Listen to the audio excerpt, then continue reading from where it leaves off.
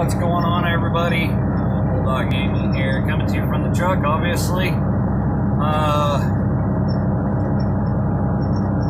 Had a pretty good weekend. I hope everybody else's weekend was really good. It is Monday, and we are on the road. We're already in Oklahoma. We're on our way down to Texas to make a delivery from Kansas. Made it home for my daughter's birthday. On Sunday, I was able to do a live stream over there on Twitch. So, like I said, I hope everybody's weekend went well. Mine was really wonderful. Spending a lot of time with family and friends. Doing my daughter's birthday, so that was pretty cool. I got to hang out with a couple of my subscribers and had some had a few new followers over there on Twitch, so I'm pretty proud of that. Pretty happy about that. Big shout out again to Randy Yetter and to Twitch, my wife, for hanging in there the whole stream with me and listening to me stammer and stutter over everything. Yeah, things are going good. Things are going great. So last week we talked about here on the channel, we talked about following distance. And I had made mention that I want to talk about your out. So today we're going to talk about your out. If you ever get in a situation where you've got to avoid something or somebody when you're out here on the highway, whether you be in a commercial vehicle or in your personally owned vehicle or in a commercial vehicle, and knowing where to go and how to avoid a major catastrophe with less intrusive results. So let's talk about a right side out, right-hand lane out. Going down the road like we are right now, and red vehicle up there is actually closer than where it's at. So we're going down the road, accident happens up in front of us, and we need to avoid from getting into another accident because they dynamited their brakes, they locked up their brakes, and they're dead stop right in front of us. Okay, well, key factor comes back into play from last week, your following distance. If you've got the proper following distance, you've got the proper braking distance to start braking safely and avoid that vehicle in front of you. My three outs right now, if they were closer, are going to be to the right, going to the shoulder if they lock it up right dead center of the lane, of the travel lane that we're in for the right-hand lane. So I've got enough distance, I can gradually slow down and safely move over to the side of the road and avoid getting in an accident with them, avoiding any kind of contact. Or, you know, if something's sitting on the shoulder and blocking my way of going over right now to avoid having an accident vehicle directly in front of me. I've got a wide open left lane. I can gradually brake, slow down, start getting slowed down to a stop and do it safely. I've got plenty of space between me and what's in front of me. Well, here comes in a key factor. Always checking your surroundings. I'm always telling you guys this. Be aware of your surroundings. So, in an emergency situation like that, look left, look right, look forward, look left, look right, look forward. Always constantly keeping your head on a swivel so you know your potential dangers in a situation that arises by vehicle A, that red vehicle in front of us, now blue vehicle in front of us, or to lock down their brakes. Okay, so we have vehicles coming up on our left side. We have an item, we have something that's blocking us from being able to go over on the right-hand shoulder, so we're going to have to do a forceful braking to avoid from hitting anything in front of us. Again, the key factor is your following distance. Making sure you've got that 6 seconds of safety between you and the vehicle in front of you. Okay, so now let's change the scenario for a second. From the right lane to the left lane, we're over in the left lane, we're passing a vehicle. Well, all of a sudden, the vehicle in front of us has dynamited their brake. You're passing the vehicle on the left, trying to avoid any kind of contact. You don't have a lot of space to go, so you're going to go for that median. Make sure that you gradually turn towards the median as you're braking. If you need to go fully onto that median, aim for that center barrier. By the time you get to that center barrier, you're going to be getting slowed down. The softness of the grass is going to help you. You're braking, downshifting if you can, if you have enough time to downshift.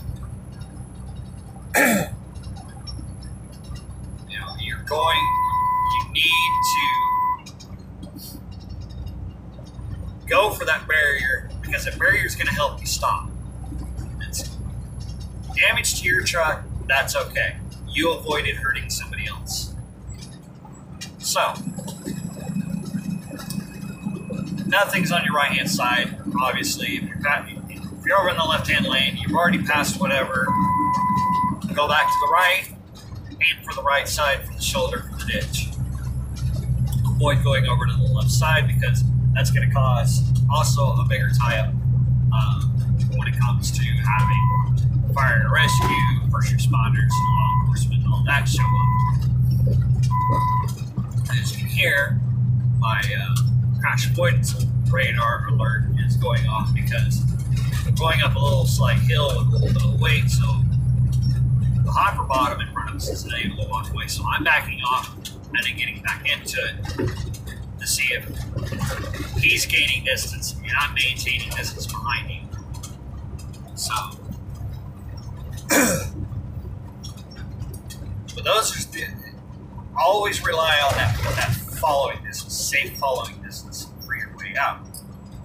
Okay, you're in a major city where traffic is more congested. You're going to be traveling at slower speeds, so you have less distance you got to travel during your braking system. All those key factors that I just mentioned play out. Keep a safe distance, increase your following distance, and inhibit your congestion to 6 to 8 seconds. Always make sure that you are traveling the farthest right-hand lane as you can. Or if you have a 3-lane or 4-lane in one direction, make sure that you are in the farthest 2 lanes to the right. Those are usually your safest. You can have you got places to go. You got room to move, room to breathe in case there's an emergency braking situation. This is why we mentioned having it out. I moved over to the left lane to make sure that this little bike car can get out onto the interstate. They've gradually sped up. I have nothing coming up on the right. Anything were to happen, I have plenty of out space. I'm not going to stay in the left lane. I'm going to go to the right, and I'm going to get out of the way. And that's one thing that I want everybody to understand. Always make sure you are safe. Make sure the other motoring public that is around you is safe. You be safer than the other person that is in front of you, beside you, or behind you. Drive your truck. Don't let them drive you. So, again, key factor for having a way out of any kind of emergency braking situation is your following distance. Keep that safe following distance, 6 seconds or more. Yeah, I'm having a tongue twister right quick, but always have a way to get out. Now, all these scenarios are on dry pavement. Well, what are our factors? Okay, so it's raining. Okay, one, we already know from last week, we need to increase our following distance from 6 to 8 seconds to 8 to 10 seconds. Stay farther back. That still gives you the same braking distance as it would if you're at 6 to 8 seconds. So you have time, they've dynamited, you're slowing down, getting rapidly slowed down to the best of your ability. You have wide open out right now. You can go to the right, you can go to the left, to where you can safely stop your vehicle from avoiding a collision, a crash, or having anything major happen. Snow, ice, again, you're increasing your following distance. You're slowing down on snow and ice. Which is one thing I didn't mention last week, snow and ice. You're slowing down. You're going to travel for the conditions, because snow and ice is a lot slicker than dry pavement or rain-wettened pavement. Rain-wettened is very slick because the oils in the highway are drawn out during rain. So yes, it is slick, but it's not as slick as if you were on snow and ice. So in snow and ice, you're going to slow down. You're not going to do that full speed. You're going to slow down to a safe traveling speed, whatever you feel comfortable, and you're going to increase your following distance to the person in front of you from that 8 to 10 seconds in rain to 10 to 12 seconds. Now you've got plenty of out. If you're going to be if you start into a jackknife, you have plenty of room. As long as nothing is around, looking left, looking right, looking forward, making sure everybody is away and not near you when you need to do the braking system, braking to make your way out of whatever's going on. So, increase following distance in more adverse weather. Fog is the same way. Fog, you want to increase 8 to 12 seconds. Because you don't know what's in that thick foggy area, that thick dense fog. You don't know what's in there until you're right on top of it. Again, during a situation like that, where, okay, where's my out in dense fog? Always go to the right. If you're in the right lane, always go to the right. Go to the shoulder, go to the ditch. If you're in the left lane, go to the shoulder, go to the median.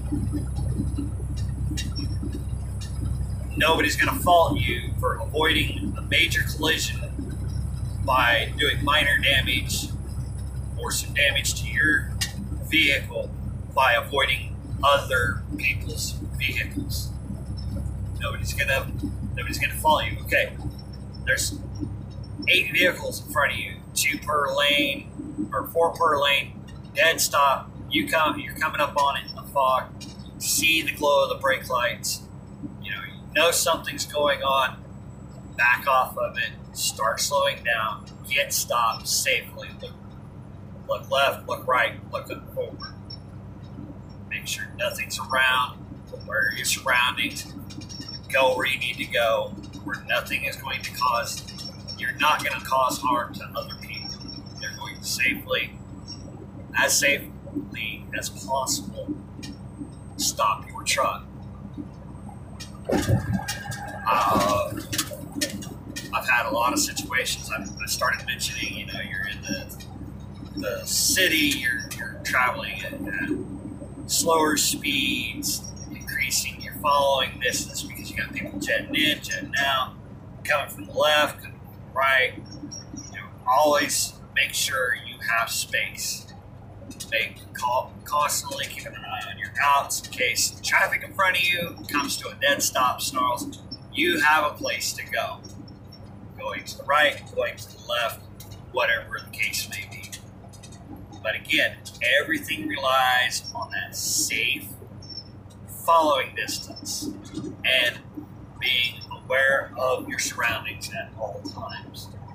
So, I want to thank everybody for spending a little bit of time on my channel. I know this was a little bit shorter than last week's. A lot of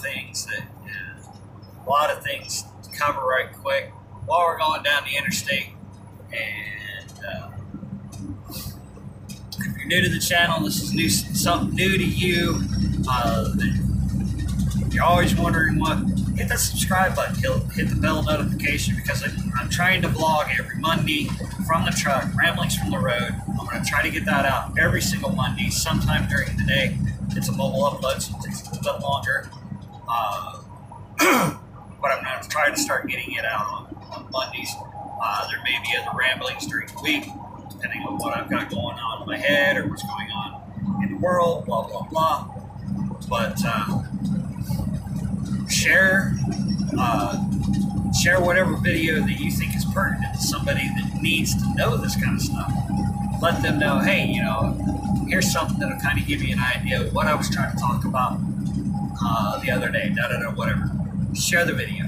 Let somebody else know, hey, there's somebody out there trying to let us know there's ways to avoid all this hectic chaos that happens out here on these roads. So again, I want to thank you for spending some time on my channel.